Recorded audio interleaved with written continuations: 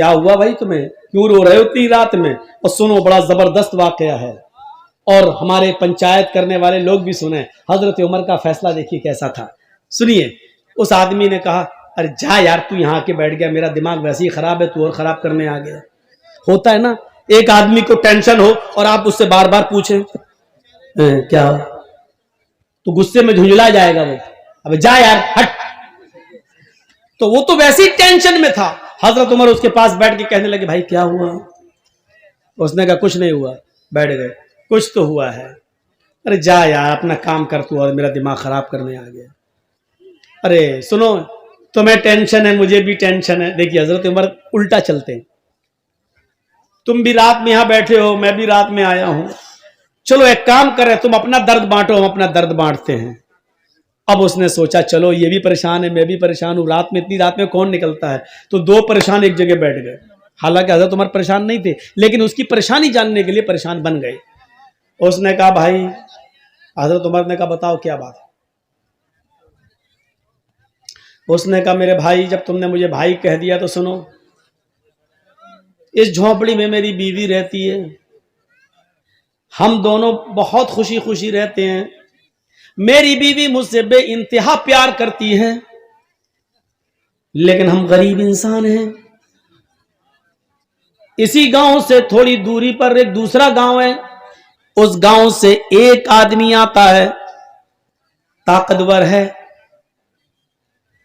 Handsome है, खूबसूरत है, ताकतवर है, और वो जैसे ही आता है वो सीधे मेरी झोंपड़ी में घुसता है, मुझे कान पकड़ के बाहर निकाल देता है। मेरी बीवी बड़ी खूबसूरत है, उसके बाद वो मुझे बाहर बिठा देता है और मेरी बीवी के साथ जबरदस्ती जिना करता है। मेरी बीवी के न चाहने के बावजूद भी वो उसको मजबूर कर देता है और वो उसके साथ जिना करता है। हजरत उमर फारूक ने पूछा, अच्छा इतनी बड़ी बात, अच्छा ये बताओ क्या वो अभी है? कहा नहीं। तो आया और चला गया। मैं कुछ भी नहीं कर पाता हूं, अपनी बीवी की कोई मदद नहीं कर पाता। अच्छा तो ये बताओ अब वो कब आएगा? हजरत उमर ने जब ये पूछा कि वो कब आएगा, तो उसने जवाब दिया, एक दिन छोड़कर आता है, यानी आज वो गलत काम करके गया है, अब वो कल नहीं आएगा, परसों आएगा। हजरत उमर फारूक ने कहा ठीक है, परसों में आऊंगा और तुम्हारी मदद करूंगा। उसने कहा तू खुद परेशान है, अपनी मदद तो कर नहीं पा रहा, मेरी मदद क्या करेगा?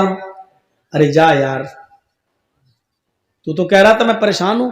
कहा मैं परेशान हूं, मैं भी परेशान हूं, परेशान ना होता तो मैं रात में क्यों निकलता, लेकिन मेरी परेशानी इतनी बड़ी है कि आए मेरे भाई, हजरत उमर कहते हैं, आए मेरे भाई, जब तू खुद परेशान है तो मेरी परेशानी को तू कैसे दूर करेगा? लेकिन मैं तेरी परसों मदद करूंगा। उसने कहा अच्छा जाओ ठीक है कर लेना। वो सोचने लगा ऐसी तसल्ली देने वाले सभी आते हैं, ये भी तसल्ली दे रहा है। हजरत उमर ने जाते जाते उससे कह दिया, हाँ सुनो परसों में आऊंगा, अपनी बीवी से कह देना खाना बनाकर तैयार रखे। कहने लगा अरे जा यार, खाने से इसका क्या ताल्लुक है, तू मदद करने आएगा कि खाना खाने आएगा? हजरत उमर ने कहा देखो मैं जो कह रहा हूं वो करना, खाना बनाकर तैयार रखे, और दूसरी बात जब वो आदमी तेरे घर में घुसे तो अपनी बीवी से ये कह देना कि आज सब कुछ रजामंदी जाहिर कर दे, यानी उसके सामने आज वो जिद न करे, बल्कि ये कहे कि ठीक है तुम तो हमसे रोज मिलने आते ही हो, अब हमारे और तुम्हारे दरमियान तो कोई चीज रह नहीं गई है, अब तुम्हें जब आना ही है तो हम दिल खोल कर तुमसे मिलना चाहते हैं, लेकिन अंधेरे में मिलेंगे, उजाले में नहीं, इसलिए चिराग बुझा दो। अच्छा नहीं लगता तुम्हारी बीवी ये बोले उससे कि मुझे अच्छा नहीं लगता जब तुम मुझसे हम बिस्तरी करते हो, जिना करते हो, तो मुझे अपने पति के अलावा दूसरे का चेहरा दिखता है तो फिर मैं सपोर्ट नहीं कर पाती हूं, अंधेरा रहेगा तो मैं तुम्हें सपोर्ट करूंगी। और ये कहकर वो चिराग बुझा दे, बकिया काम मैं संभाल लूंगा। अब वो सोचने लगा क्या ये संभालेगा अंधेरे में है? वो दुनिया भर की बातें सोचने लगा, लेकिन उसने सोचा चलो। हजरत उमर फारूक वक्त से पहले आ गए, दूसरे एक दिन छोड़कर दूसरे दिन देखा झोंपड़ी के बाहर वो आदमी टहल रहा है। حضرت عمر فاروق نے کہا ٹھیک ہے میں آ گیا ہوں تمہاری مدد ہے. اس کو پتہ ہی نہیں کہ کیا کریں گے. جھونپڑی کے پیچھے چھپ جاتے ہیں اور اس آدمی سے کہتے ہیں کہ تم اپنی بیوی کے پاس جاؤ, وہ آئے گا تو تمہیں خود ہی کان پکڑ کے باہر نکالے گا. وہ آدمی اپنی بیوی کے پاس چلا جاتا ہے. رات تھوڑی اور اندھیری ہوتی ہے. حضرت عمر تھوڑی دور سے یہ منظر دیکھ رہے ہیں. تھوڑی دیر کے بعد وہ ایک آدمی کو آتے ہوئے دیکھتے ہیں, لیکن شکل نہیں سمجھ میں آتی ہے کہ کون ہے اندھیرے کی وجہ سے. وہ آدمی آتا اور سیدھے جھونپڑی میں گھس جاتا ہے اور اس آدمی کو یعنی اس کے شوہر کو جھونپڑی سے نکال کے باہر کر دیتا ہے. چلو, اور وہیں چلا گیا. سارے کام سمجھا چکے تھے. بیوی بولی ٹھیک ہے بھائی اب تم تو آتے ہی ہو ہمارے پاس, اب ضد کرنے سے کیا فائدہ, ہمیں بھی کوئی فائدہ ملے گا نہیں, ہم بھی زندگی کے مزے لینا چاہتے ہیں. ایک کام کرو, جب تم ہمارے ساتھ ملتے ہو روشنی میں, تمہارا چہرہ جب آتا ہے تو پتی کی جگہ جب میں تمہیں دیکھتی ہوں تو میں ڈر جاتی ہوں. ایک کام کرو, چراغ بجھا دو اور اس کے بعد ہم سے ملو, پھر دیکھو ہم تمہیں کتنا خوش کرتے ہیں. اس نے کہا چلو, اب اپنے آپ ہی تیار ہو گئی ہے. چراغ بجھا دیا. جیسے چراغ بجھتا ہے حضرت عمر فاروق زیادہ لیٹ نہیں ہوتے ہیں, کیونکہ اگر لیٹ ہوں گے تو کہیں زناکاری نہ ہو جائے, اس کو بھی بچانا ہے, اس کی بیوی کو اس زنا سے بچانا ہے. جیسے چراغ بجھتا ہے حضرت عمر جھونپڑی کے اندر گھس جاتے ہیں. اب ڈر تھا, جھونپڑی کے اندر گھسنے کے بعد یہ ڈر تھا کہ میں اپنی تلوار چلاؤں تو اندھیرے کی وجہ سے کہیں تلوار خطا نہ کر جائے, زناکار کے بجائے کہیں اس آدمی کی بیوی کی گردن پر تلوار نہ چل جائے. اس لیے اس آواز کی طرف جانا تھا جو مرد کی آواز ہو. حضرت عمر نے کہا کون؟ وہ سمجھا کہ اس کا شوہر آ گیا. وہ سمجھا کہ اس کا شوہر آ گیا. ابھی تو چراغ بجھا, ابھی تو کچھ ہوا ہی نہیں, تو اندر گھس گیا. حضرت عمر نے فوراً اس آواز کی طرف لپکے, سمجھ گئے کہ آواز کہاں سے آ رہی ہے. فوراً لپکے اور اس کے بڑے بڑے بال جو تھے, جیسے اس کے سر کو پکڑا تو اس کے بڑے بڑے بال حضرت عمر فاروق کے ہاتھ میں آ گئے.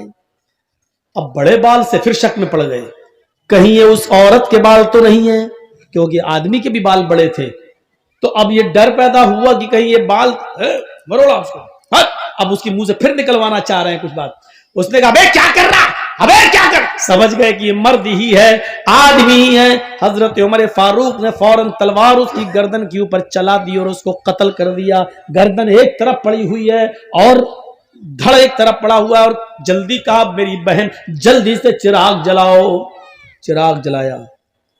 چراغ جیسی جلا, روشنی ہوئی, گردن ایک طرف دیکھی, دھڑ ایک طرف دیکھا. نظریں آسمان پہ ڈالتے حضرت عمر اور کہتے ہیں الحمدللہ رب العالمین.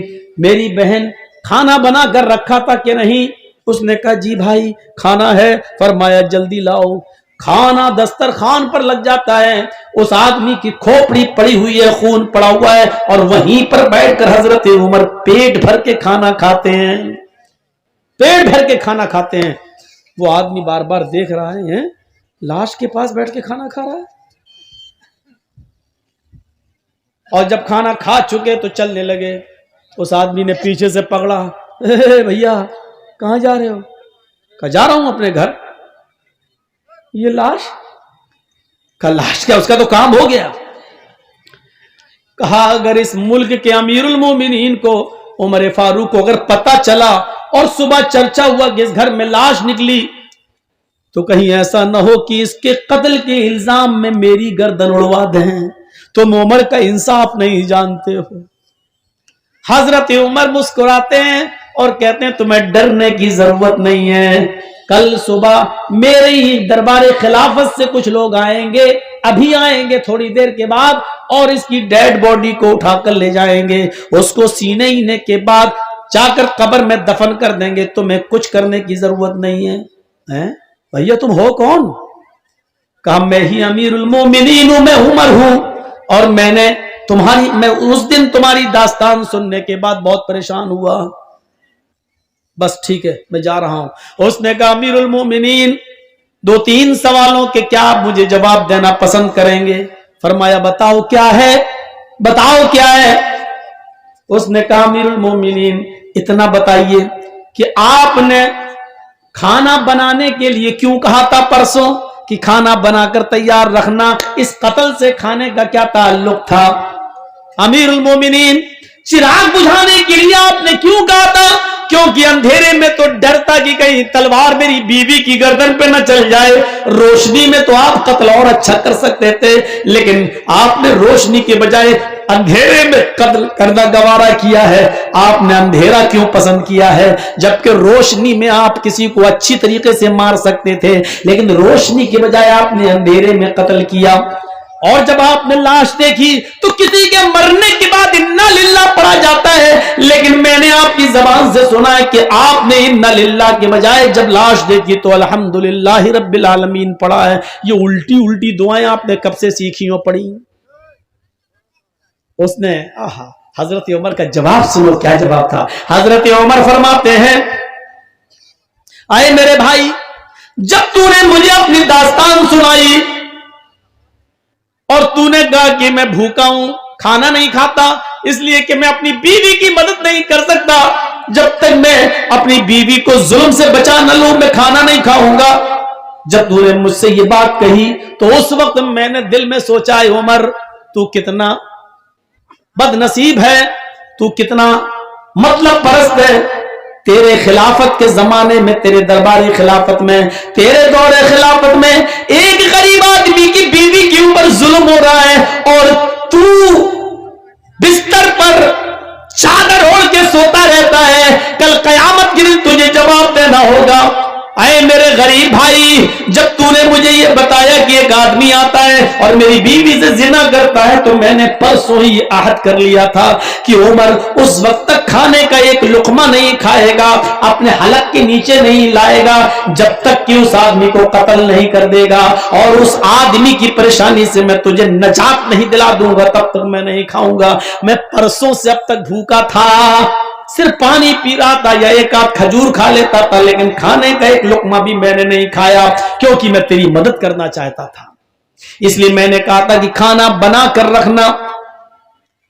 آج اس آدمی کے سامنے میں نے کھایا کھانا اس لیے کہ میں 2 دن سے بھوکا تھا اور آج میں نے پیٹ بھر کے کھانا کھایا۔ اچھا ٹھیک ہے، لیکن اندھیرے میں قتل کیوں کیا؟ کہا جب تو نے مجھے بتایا ایک آدمی آتا ہے، ہٹا کھٹا ہے، ہینڈسم ہے، تندرست ہے، اور وہ میری بیوی سے زنا کرتا ہے تو میرے دل میں یہ خیال آیا، اے عمر، ہٹا کھٹا نوجوان کوئی آتا اور اس کی بیوی سے زنا کرتا ہے، اس کو معلوم ہے کہ عمر کی حکومت ہے اور عمر بہت زبردست انصاف کرتے ہیں، اس کے باوجود اس کو ڈر نہیں کہیں ایسا تو نہیں کہ وہ عمر کا بیٹا ہو یا عمر کا بھتیجا ہو یا عمر کا کوئی رشتہ دار ہو۔ میں نے یہ سوچا اتنا گندا کام اتنی بہادری کے ساتھ رات کے اندھیرے میں اگر کوئی کر رہا ہے تو اس کا عمر کے رشتہ داری سے کوئی تعلق تو نہیں ہے، اس لیے میں نے کہا چراغ بجھا دینا، کیونکہ جب مجھے ڈر پیدا ہوا کہ وہ میرا بیٹا بھی ہو سکتا ہے، میرا بھتیجا بھی ہو سکتا ہے، میرا رشتہ دار بھی ہو سکتا ہے، میں چھپ گیا اور میں اللہ سے یہ دعا کرتا تھا کہ اللہ اس کام میں میرا بیٹا شامل نہ ہو، آئے اللہ اس کام میں میرا بھتیجا یا میرا کوئی رشتہ دار شامل نہ ہو، کیونکہ آج جو بھی ہوگا اس کی گردن اڑائی جائے گی، آج جو بھی ہوگا اس کی گردن کٹے گی، اے اللہ مجھے شرم سے بچا لے، میرے اور میرے خاندان کا نام گرنا نہیں چاہیے۔ میں پرسوں سے ہی دعا کر رہا تھا، جب وہ آدمی جھونپڑی کے اندر گھسا اس وقت تک مجھے لگا کہ یہ میرا ہی کوئی رشتہ دار ہے، اس کی چال، اس کی قد و قامت مجھے بتلا رہی تھی، اس کا نڈر طریقے سے بے باکی کے ساتھ آنا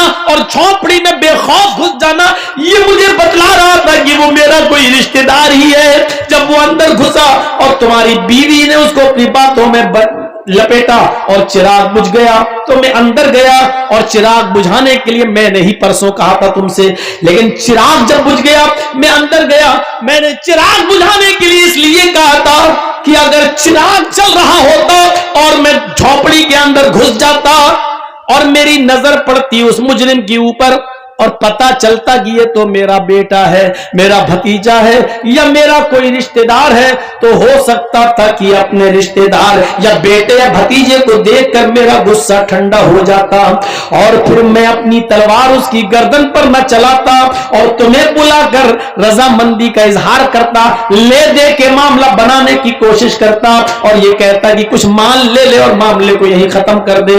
ہو سکتا تھا اگر میرا رشتہ دار ہوتا تو میں تمہیں مناتا, شاید میری تلوار نہ چلتی, میرا غصہ ٹھنڈا ہو جاتا. اس لیے میں نے چراغ بجھانے کا حکم دیا تھا تاکہ جب میں تلوار چلاؤں تو مجھے یہ پتہ نہ ہو کہ میں تلوار اپنے بیٹے, بھتیجے یا رشتہ دار پہ چلا رہا ہوں یا کسی غیر پر. پھر میں نے تلوار چلائی, اللہ کی قسم اس وقت تک بھی مجھے یقین نہیں تھا کہ میری تلوار کس پہ چل رہی ہے. میں یہی سمجھ رہا تھا یہ کوئی میرا رشتہ دار ہی ہوگا. میں نے اپنی تلوار اس کی گردن پہ چلائی, جب تلوار سے اس کی گردن کٹ کے زمین پہ گری تو میں نے کہا چراغ چلاؤ, کیونکہ مجھے یہ دیکھنا تھا کہ یہ کوئی میرا بیٹا, میرا بھتیجا یا میرے گاؤں کا رشتہ دار تو نہیں ہے.